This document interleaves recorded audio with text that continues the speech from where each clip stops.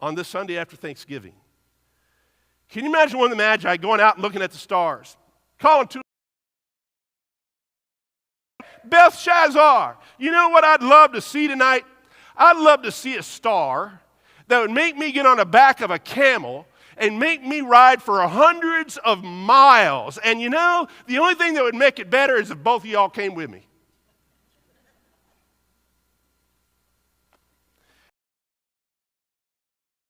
All respected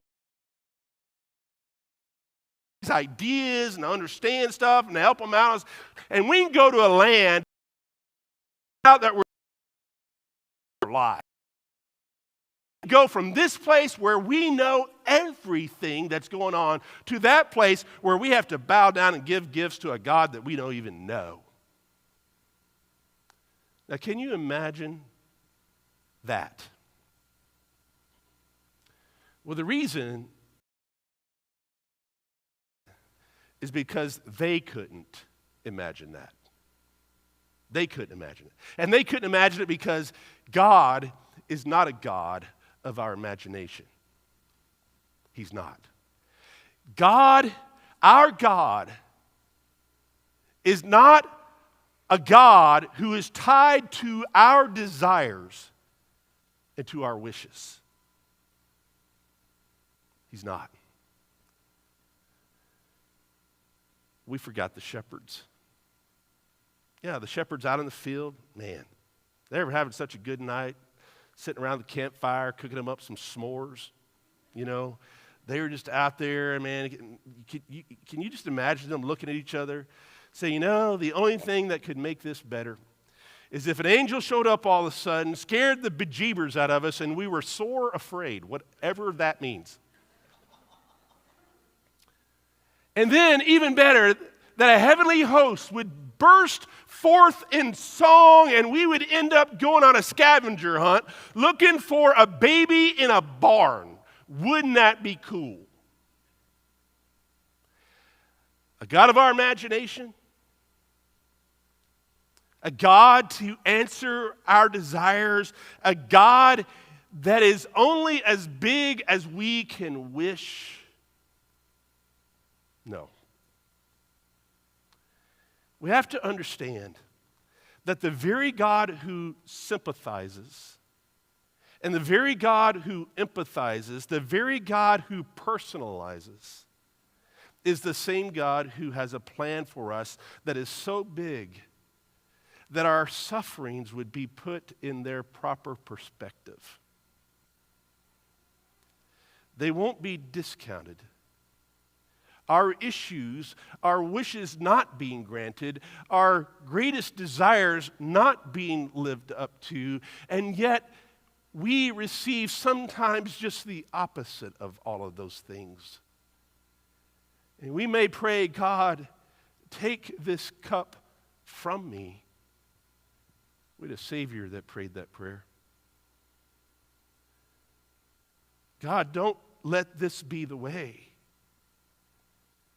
And God says to us, oh, yeah, but it is the way. You're going to have to travel hundreds of miles. I'm going to do things in your life that you're not going to, it's going to, all of your society, all of your culture, they're going to look down upon you for that, but I'm going to call you to it. I've got a plan for you. I have a reason for your existence. I have a purpose for your life. And it doesn't look like your dreams and your wishes sometimes. But this is what I put you here for. And while the world is discounting everything that we're doing with our life because God has called us to it, God will immeasurably use us to do great things. Because he says, all the stuff that you're going through,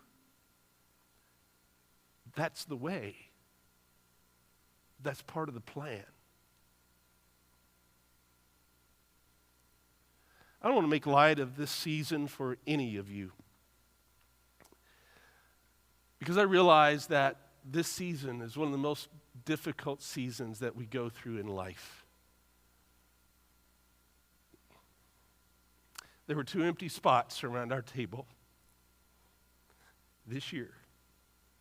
One's been gone for a few years, but the spot where my mom would sit was empty this year.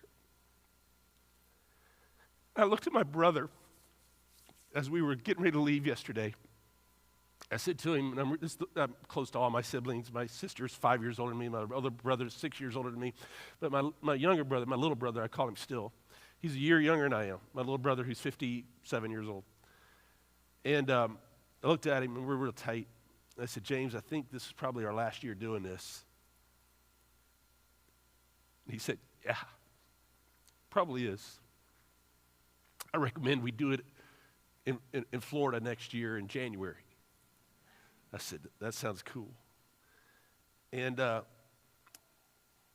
life changed. You know what I'm talking about? Sure you do. Because it's different for you. And I mean, these holidays have a way of bringing up everything that we lack. It brings up every hurt that you have in ways that ordinary days just don't reveal those things. Some of you will celebrate this Christmas for the first time without somebody that you love very much. And it's going to hurt. You're going to be in some pain, and it's going to be rough, and you're going to say, man, if I could only have them back, if I could just have them back just for one more time. And some of you will be going through some excruciating loneliness during this holiday season because you live virtually without any kind of close relationship. And you love Sundays. I've talked to some of you just like, man, I live from Sunday to Sunday because this is all I have. These are my friends, but this is also my family. And the holidays just make it worse. And I mean, you turn on the radio and then I'll be home for Christmas. And you're not even sure if you have a home anymore. Some of you will be living in a split family for the very first time this year. Some of you have gotten word that you've got a critical illness. I think of Pastor Joey and Linda. And you don't know how many more Christmases that you're going to see.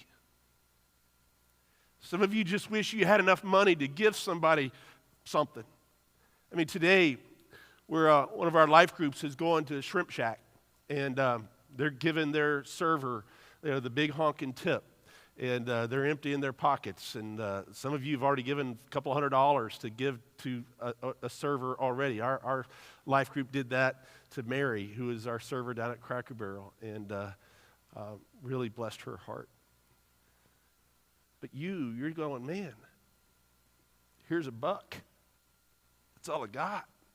And you just, you're afraid that you'll be embarrassed because you can't buy like you want to buy. Some of you will be in a realm where you just say, I don't have to have all the rest of that stuff. I just wish my life mattered to somebody. Somebody. I just wish I had not only somebody to love me, but somebody to love, somebody to give to. I wish.